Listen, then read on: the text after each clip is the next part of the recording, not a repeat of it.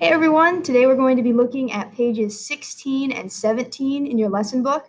Remember last week we talked about why these exercises are so important and why it's important to do all of them. The people who wrote this book made sure that you encountered a variety of different types of shifts. So we're shifting in different keys and we're doing different types of shifts as in like from 1 finger to 2 fingers or from 3 fingers to 4 fingers. And so we're going to go through as many of these as we can together today, and then you can go over the rest on your own, and we'll do them all when you come for your lesson next week. So I'm looking at page 16. It looks like if you're a violin or a viola, you're shifting just from first to third position on the D string. And if you're a cello, you're also shifting on the D string, but you have quite a few other positions. It looks like there's 2, 4, 6, 7 different positions that you're working through, all the way from first up to fourth. So a little bit more to think about on the cello end, but that's okay. So we're taking a look at 54, and 54 is probably one of the easier shifts. It's the open to 1. You go from no fingers, you're playing open D, and then while you play that open D, you have a chance to shift up to third position and put your first finger down on that G. We are in the key of G major, so when we are up in third position, G to A is a whole step, and A to B is a whole step, and then B to C natural is the half step. So for violins and violas, we're going to have the whole half finger pattern. Cellos, it marks pretty nicely for you what pattern to use so that you know what fingers you're on when you shift. So here we go. Here's 54. 1, 2, 3, 4.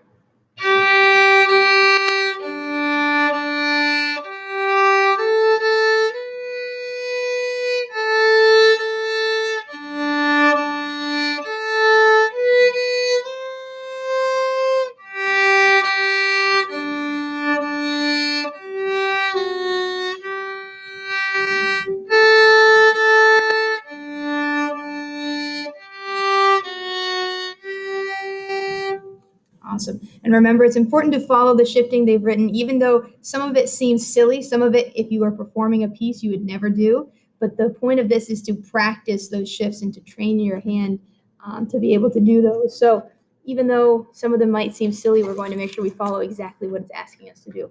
So moving on to 55, now we are in the key of F major. So we have a B flat. So that's going to change things a little bit for us.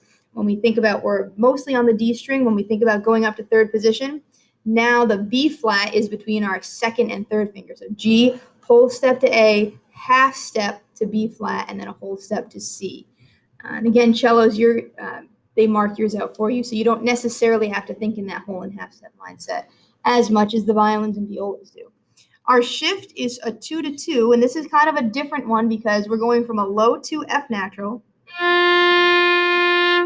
or second finger if you're a cello. And then for violins and violas, we're going to third position, and it becomes a whole step for our second finger. So low 2.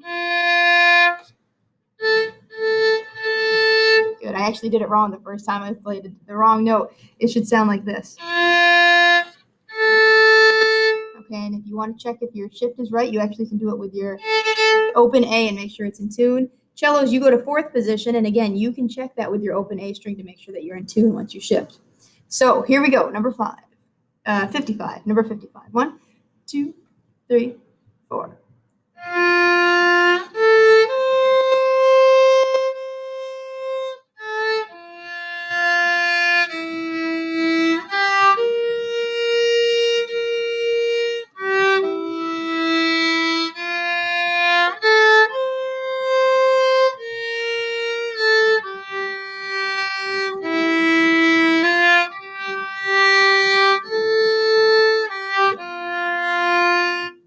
Awesome. Looking over at 56, the same idea. We're in the key of F major, so thinking about the whole step pattern when we shift up to third position. And it looks like cellos, you actually do go to third position this time, which is nice. And our shift this time is from a first finger E up to a first finger G. And then our next note after that G is a B flat, so we have to keep in mind that it's a B flat. We don't want to play a B natural. That would be the tendency, and that's what makes this one a little bit challenging. So here we go. Remember, violins and violas, close 2 and 3 once we shift. All right, 1, 2, 3, 4.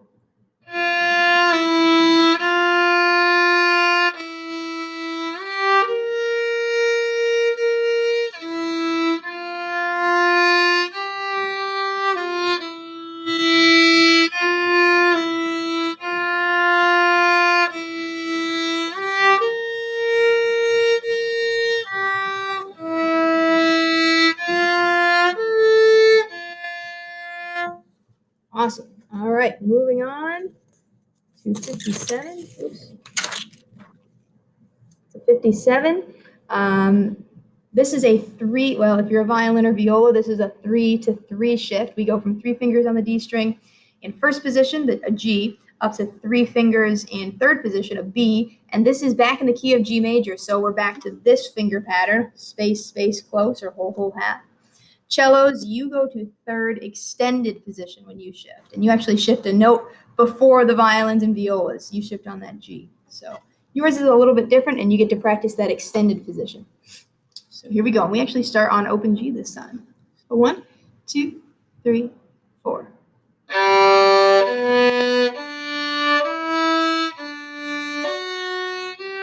Here's the shift.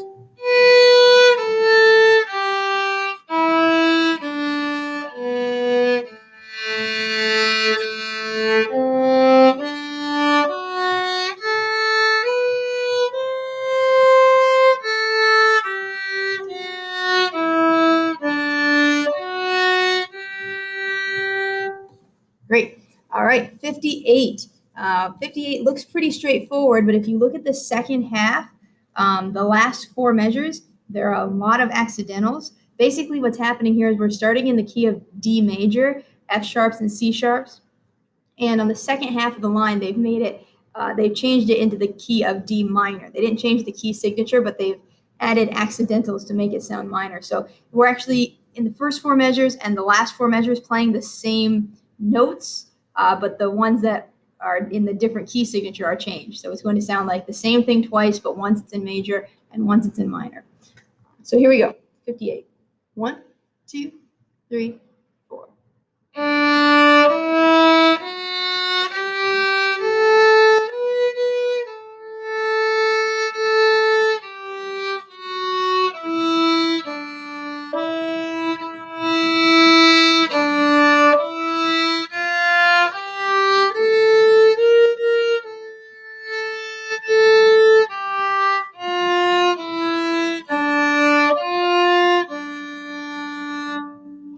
And that's a great way to show how you would play the same thing depending on the key signature, how you would change your finger patterns. I really like that one a lot. That's a great one to work on. Okay, let's I was going to say let's skip 59, but actually that's a really important shift. That's a big shift in 59. So we're going from 1 finger on the D string from E all the way up to 4 fingers, and it's a C natural. If you wanted to test it before you shifted, you could play to hear what it's supposed to sound like. That's the shift we're looking for. So we should do this one. Here's 59. 1, 2, 3, 4.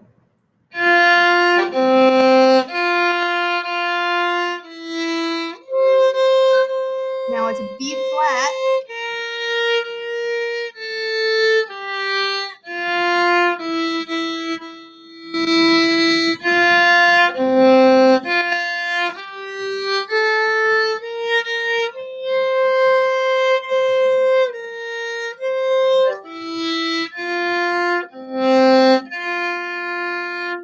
Awesome. Let's skip 60. I just want to make sure we can get through as many of these as we can. And I think we'll also skip 61. So we're going to move on now to page 17. Moving on to page 17, you can see this is shifting on the G string now. I find for me that as I get to lower strings, it actually gets a little bit harder to reach when I shift. So violins and violas, one tip is that normally our thumb is hanging out here. As you get to having to reach for the lower strings, you might need to bring your elbow under and bring your thumb around a little bit. You can see from this side when I do that, it brings my hand up a little bit so I can reach better. So you can't have your elbow pulled out like this or your fingers will never reach. So bring the elbow under a little bit, as long as you don't want to hurt yourself, but bring it under a bit. so that you can reach a little bit better. And same kind of idea with cellos, just bringing your hand and your arm over a little bit. It's just a little bit harder to reach over when it's the lower string. So we're still trying to do the same thing, making sure we're perfectly in tune, even though these are a little bit harder to play because of the reach, but we're going to do a great job with these too. So 62, here we go. We are in the key of C major. So again, just to give violins and violas an idea of the finger pattern, we have C is one finger, whole step to D, whole step to E, and then half step to F. So it's the whole half pattern for 62. And cellos, you go to third extended. Here we go. 3, 4.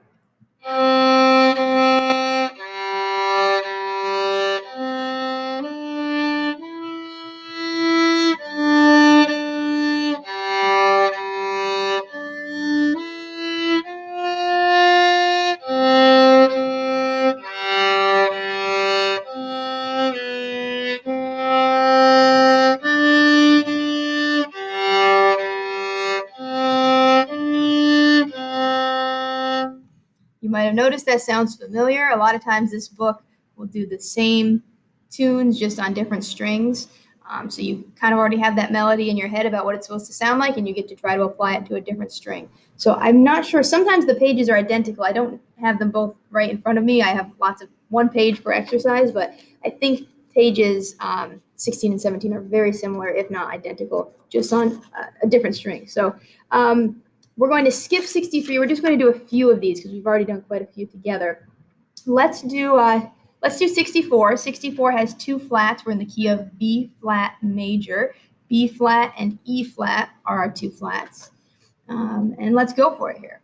Okay, so just thinking about it when you're in third position in this key for violins and violas, we have C, whole step to D, half step to E flat, and whole step to F. So we have the close 2 and 3s. So space, close, space.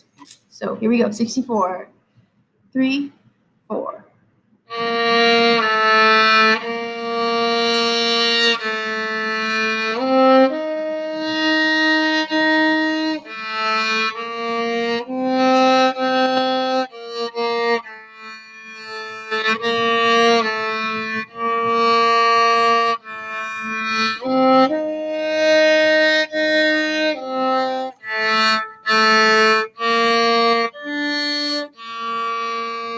Awesome. We'll skip 65. Let's see, maybe we'll find one more to play together. Oh, wait. I see. So 17 is broken up into two sections. I forgot about that. So now we're on the second half of page 17. And violas and cellos, now you are shifting on the C string. So this, again, remember when we went to G, it was pretty hard to reach. Now that you have to go to C, it's even harder. So you have to be doing all those things that we talked about to really get that hand and that arm over so you can reach. I'm going to leave these for you to do. I don't have a C string. In class, I'll play them up an octave higher with you, but I think this would be a good chance for you to be independent and work on these on your own. I would recommend having a tuner out to make sure you really are playing it in tune. And the other thing is that all of these you could play in first position first to hear what they're supposed to sound like, and then do them with the shifting. So we'll work on these and we'll play these together in class as well when you come for your lesson. So that's it, the homework, all of page 16 and all of page 17, and we will work on them together in your lesson.